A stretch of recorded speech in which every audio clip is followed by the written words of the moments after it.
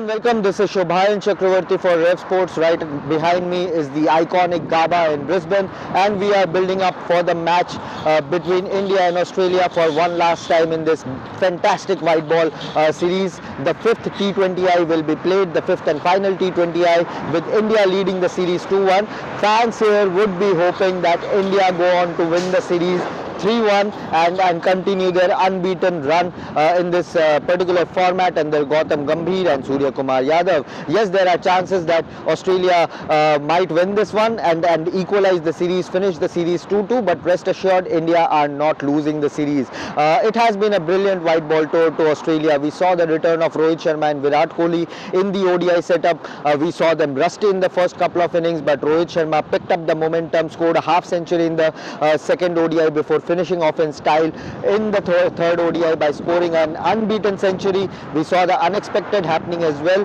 Virat Kohli for the first time ever in his career registering back-to-back ducks in ODI cricket on Australian soil. But then we saw the return of Virat Kohli in the third ODI as well in Sydney. Unbeaten partnership with Rohit Sharma, scoring a half century and finishing, getting a perfect fitting farewell from Australian soil when it comes to their cricket in this particular country. But ODI cricket was not the priority format, is not the priority format rather in this particular year, given that the ODI World Cup is still a couple of years away in 2027. But what the priority format is the T20I team, the T20 format, with the World Cup set to take place in India in February and March.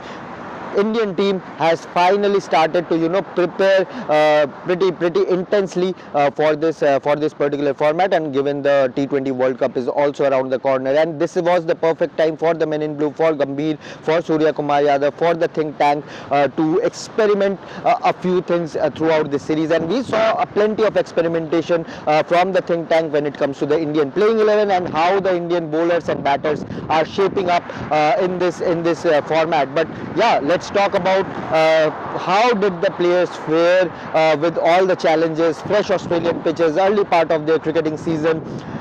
Not all were very good to bat on. In T20I, we saw the Hobart pitch in Ninja Stadium, very good to bat on. Canberra T20I, the opening game was unfortunately rained out. It was a brilliant pitch to bat on. And we saw this kind of start the Indian batters gave Shubman, Gill and Suryakumar Yadav, in particular two of the leaders of this pack, scoring at a higher strike rate. But unfortunately, rain gods had other plans there. Then we saw the return of the Australian team at the MCG, that spell by Josh Hazlewood, Abhishek Sharma, and coming on and praising him in the post-match presentation, post-match press conference. We saw a brilliant battle there between bat and ball in Hobart. We saw the Indian team bouncing back in Gold Coast in tough conditions. We saw the Indian team winning another one and taking an unassailable lead in this series. But overall, when it comes to the performance, we will rate it one by one, player by player in this video. Yes, I know that there's still one more match to go, but before that, let's see how all these players have fared out. As per me, I have rated them in some parameters. There, of course, their on-field form, their batting and bowling form, how they are fielded, but I have also rated them how they went about their work ethic in the practice sessions. Not many practice sessions in this T20I setup, but whenever we saw the Indian team take the field for practice session, we saw them having a lot of fun, especially during fielding drills. But this team is gelling brilliantly. The camaraderie between the players is at the top high. Yeah, let's start our ratings and see how the players have fared well. So we'll go by the batting unit as per the last batting unit or the players list as per the last T20I, and we will come one by one. Of course, Rinku Singh has not gotten a game so far. Nitish Kumar Reddy has not gotten a game so far. So we are keeping these two players out, but hoping that they will get some game time here in this fifth T20I. But let's start with Shubman Gill. Lot of talks around Shubman Gill, lot of criticism around Shubman Gill, whether he is he deserves to be in this T20I squad, Indian T20I squad. Plenty of people are asking these questions, whether fans, whether different pockets of fans, different pockets of experts, they are putting question marks, big question marks on Shubman Gill. But he still remains the second highest run scorer in the series. Yes, the strike rate is at the lower end, but again, as I said, the Gold Coast pitch was not an easy one to bat on. Hobart, he could have done better, and he should have done better. Canberra was unfortunate that the match got washed out. He was batting at his best there. Strike rate of 180 plus, was looking good in good tests, some great shots. But we saw Shubman Gill calculating pretty well in just in that particular game in Gold Coast, the fourth T20I of this series. But MCG, he should have done better. Hobart, he should have done better. So given the kind of potential or the kind of ceiling Shubman Gill has, I will give him 5.5, not more than that, because that's how highly we rate Shubman Gill. That's how highly I rate Shubman Gill. That I absolutely hope that he goes on and score on a consistent basis. He's not batting at a strike rate of 250, 300 or even 200 plus. So I demand consistency from Shubman Gill if I am sitting in that dugout and picking Shubman Gill as an opening slot. Given the kind of backups, the strength Indian cricket has right now with Yashasvi Jaiswal waiting in the wings, it is about time that Shubman Gill hits that consistent note. He has done well. I will still rate that Gold Coast knock pretty highly, considering he was the top scorer for the team. He was the one who enabled the Indian team to go on and post 165. Yes, contribution from Shivam Dubey, Suryakumar and Axar Patel were there, but it was Shubman Gill who held the innings together for the Indian team. But again, knowing the kind of ceiling Shubman Gill has, I expect better from him in terms of returns, in terms of consistency from the bat. But yeah, Canberra, Gold Coast, these were the two highlights of Shubman Gill. Shubman Gill in this entire white ball tour ODI series also, he was not at his best. Abhishek Sharma got starts frequently, got those 20s and 30s frequently, but again, it's a high risk, high reward. So to judge Abhishek Sharma on the basis of consistency would be unfair.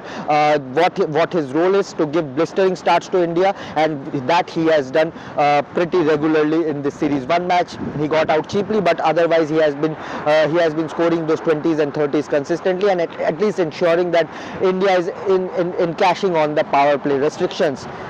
So for Abhishek Sharma, I'm tempted to give him a 6.5, but I'll give him a 7, considering that I don't expect consistency from Abhishek Sharma from his high risk, high reward game style. But yeah, one thing for sure, his fandom is on an upward rise.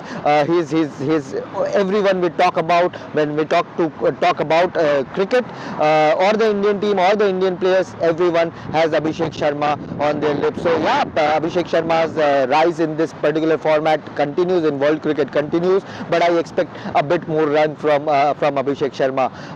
Now let's come to number 3, Suryakumar Yadav. Again gave consistent starts to this team, attacking starts to this team, but he's batting at a very crucial position, number 3, and we know what Suryakumar Yadav is capable of. He is capable of hitting those half centuries, 60s and 70s consistently, but so far in this series he has not been able to, and it has been a while that Surya has not been scoring big runs consistently. But since he is batting at a strike rate of 200 pretty frequently in the couple of games he clicked on, whether it's in Gold Coast, whether it's in Canberra, again Hobart also he looked decently good, but again he has not been able to cash on to that and score 50s and 60s, and whenever Surya scores above 50, Team India more often than not wins the game, and that is the caliber of Suryakumar Yadav in this setup. So Suryakumar Yadav, again knowing what he is capable of, I'll give him 6.5. Captaincy wise he was very good. He and Gautam Gambhir have been on the same page regarding the tactics, and both the inputs from the dugout and Suryakumar Yadav's instinct and planning has been on the money, but batting wise I expect more from Suryakumar Yadav, knowing what he is capable of. So 6.5 for Suryakumar Yadav as well. Tilak Verma has not really clicked on since that Asia Cup final, so for him, knowing again his ceiling, his potential, I will give him a 5.5, not more than that. He has not bowled also that much in this series, so for Tilak Verma I expected better, especially after that knock in the Asia Cup final. That would have boosted his confidence. So 5.5 for Tilak Verma. I'm not going below 5, but 5.5 for Tilak Verma. Sanju Samson again, tad unfair that he has been left out after getting just a couple of games, batting at number 5, getting promoted at number 3, and then getting dropped or by replaced by Jitesh Sharma. He has not really clicked on at that number 5 position, so 5.5. But I hope that he gets last game here at the Gaba and see what he can do at that number 5 position. I won't mind seeing both Jitesh Sharma and Sanju Samson if you are willing to rest a couple of players, mainstream players from that top order. So I won't mind seeing Jitesh and Sanju getting game time together in this particular game. But Sanju, for now, 5.5 for him. He has really not clicked on in whatever chances he has gotten. But tad unfortunate that he has been promoted up and down or moved up and down in that batting unit. Now let's come to Axar Patel. I think he has been the MVP of this side when Hardik Pandya is not around. Spin bowling all-rounder, delivering with both bat and ball, scoring crucial runs down the order, picking up crucial wickets, bowling those economical overs. So for me, Axar Patel was the MVP of this series for the Indian team. I'll rate him very high, 8.5, considering again he has been also moved up and down in the batting unit and has bowled in different various stages of the game. So for me, Axar Patel is now the Mr Dependable of this entire Indian playing 11 in this format, or perhaps in other formats as well. Axar Patel's rise in this format continues. For me, solid 8.5 to 9 for Axar Patel. Shivam Dube, again with the ball he has been improving his graph. Yes, Hobart game was not the best for him in terms of bowling economically or picking up wickets, but for Shivam Dube also his graph is improving day by day, and that's what you want to see in the road to the T20 World Cup. So for me, Shivam Dube, I'll give him a solid 6.5 to 7. He has done really well in whatever deliveries he has got to face with the bat in the Gold Coast T20I. Also, he was promoted at number 3, delivered what the Indian team required at this moment, took on the spinners, stitched a partnership with Shubman Gill, although his strike rate was not at the best. But in that particular game, none of the batters who scored more than 20 runs had a strike rate of a higher apart from Axar Patel there. So for Shivam Dube, he is doing his role pretty well. So yeah, a solid 7 for him, 6.5, 7 for Shivam Dube as well. Now we'll come to the bowling department. Washington Sundar, very impressive in whatever chances he has gotten. Not many matches under his belt in this particular tour when it comes to the T20I setup, but with the bat, 49 unbeaten, with the ball picking up a couple of wickets in the game. So he is contributing in every match right now. So a solid 7.5 for Washington Sundar as well. Now let's come down below. Kuldeep Yadav again was released after a couple of games. Did not really looked the Kuldeep Yadav that he has looked in the recent times. So I expect more from Kuldeep Yadav whenever he plays. So I'll give him a 6 for Kuldeep Yadav. But yeah, since he has not gotten the full series, it would be fair to judge him on the basis of just a couple of games. Whereas it comes to the pacers, Harshit Rana with the bat played a good knock in MCG, but I expect Harshit Rana, the bowler, to click on more and more. But with the ball, he has been a tad inconsistent. I'll give him a 5.5, 6 for Harshit Rana, not more than that. Had he picked up a few more wickets, I would have given him more rating or higher rating in this series. Arshdeep Singh, very good, did his job, what he is known for doing, picking up wickets at the front, picking up wickets at the depth. He is doing what he is capable of. So Arshdeep Singh, a solid 8.5. Jasprit Bumrah, I expect more from Jasprit Bumrah, especially with the new ball. Yes, he is picking wickets, he has been economical, but with the wicket in the wicket column, I expect more from Jasprit Bumrah. He is your main fast bowler of this team.